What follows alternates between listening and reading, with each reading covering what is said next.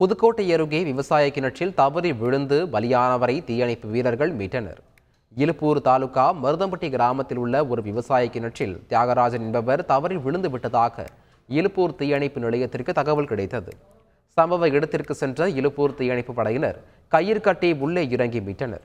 தியாகராஜன் ஏற்கனவே பலியானதால் உடல் பிரேத பரிசோதனைக்காக மருத்துவமனைக்கு அனுப்பி வைக்கப்பட்டது. கர்நாடக மாநிலத்தில் நிகழ்ந்த கோர விபத்தில் 3 குழந்தைகள் உட்பட 13 பேர் உயிரிழந்தனர்.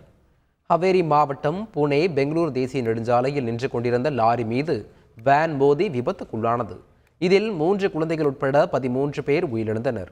சம்பவ இடத்தில் போலீசார் மற்றும் தீயணைப்புத் துறையினர் மீட்பு பணியில் ஈடுபட்டனர். 2 பேர் படுகாயங்களுடன் மீட்டு சிகிச்சைக்காக மருத்துவமனையில் சேர்க்கப்பட்டனர்.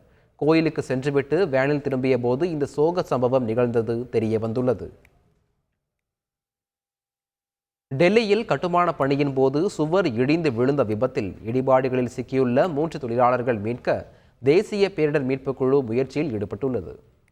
தென்மேற்கு டெல்லியில் வசந்த் விஹார் பகுதியில் கட்டுமான பணியின் போது இன்று அதிகாலை 5:30 மணியளவில் சுவர் இடிந்து விழுந்ததாகவும் அதில் 3 தொழிலாளர்கள் சிக்கியுள்ளதாக அதிகாரிகள் தெரிவித்தனர்.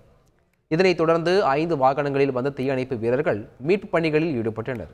தொழிலாளர்கள் 3 சேற்றில் சிக்கியிருக்கலாம் என அஞ்சப்படும் நிலையில் தற்போது தீயணைப்பு படையினருடன் இணைந்து தேசிய பேரிடர் மீட்புக் குழு தொழிலாளர்களை மீட்கும் முயற்சியில் ஈடுபட்டுள்ளது.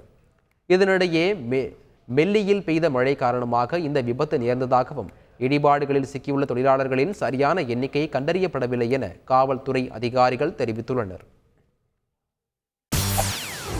செய்திகளை உடனுக்குடன் தெரிந்து கொள்ள உடனே சப்ஸ்கிரைப் பண்ணுங்க.